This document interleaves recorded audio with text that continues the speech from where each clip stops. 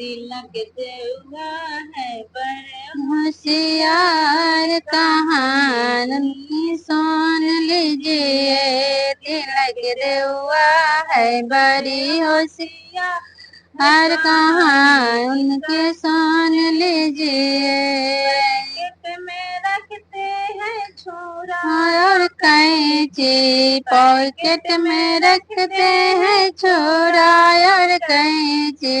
करते हैं पैकेट मारी का काम कहानी के सुन लीजिए। करते हैं पैकेट पैकेट मारी हम कहानी की सुन लीजिए।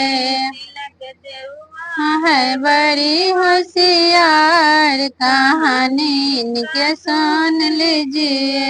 हाथों में रखते हैं और टोकरी, हाथों में रखते हैं झाड़ू और टोकरी। करते हैं हर के काम कहानी का सुन लीजिए।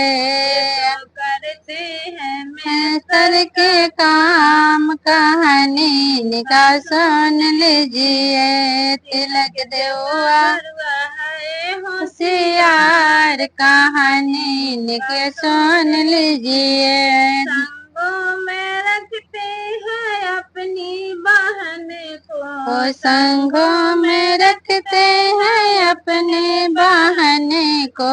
करते हैं रंडीबाजी का काम सहनी का सुन लीजिए। तो करते हैं आने का काम कहानी का सुन लीजिए।